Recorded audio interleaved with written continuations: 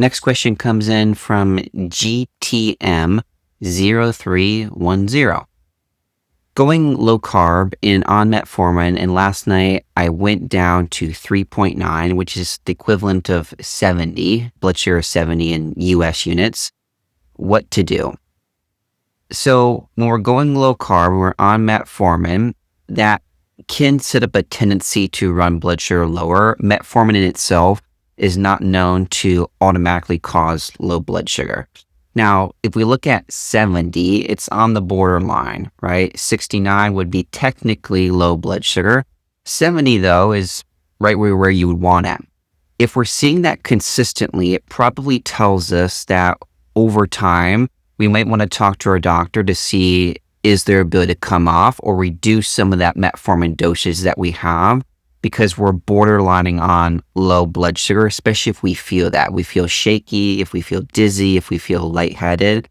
Those are aspects to continue to hone in on. If we're experiencing those, and this is happening frequently, we might need to go down in our metformin dosage, right? Which is a good thing because it tells us that what we're doing is essentially improving our blood sugar control or metabolic control so that over time, maybe we don't need as much metformin and maybe we can come up with some of the carbohydrates that we're having.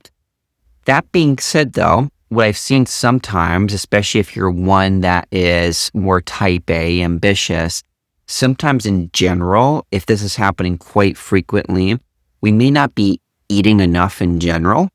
And when this is happening and we're not eating enough, we chase blood sugar more, right? We chase the lower readings and it can come at the detriment of the nourishment of ourselves, right? So we tune into how this is feeling for us. If it's just from a blood sugar perspective, fine, great, you're probably on the right track.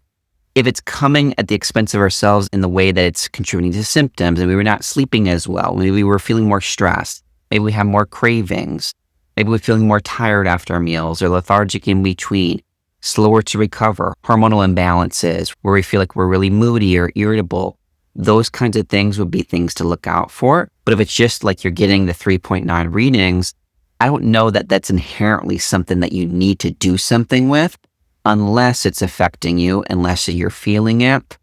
And in that sense, then we look at the metformin, then we look at the nourishment to make sure those pieces are in place, because there are seasons for everything. We have clients that start off with metformin and need to over time reduce their dosage or come off of it completely because of the way that they're living and eating. Now, with the low carb position, sometimes there needs to be seasons of that where we are eating more lower carb to meet our body where it's at with the level of carbs we can handle. Over time, we might want to come up with those because carbs are certainly effective and important for energy, for sleep, for stress, for hormones, for the ability to sustain something long-term while maintaining optimal health. And so those are the things that I would keep in mind for you.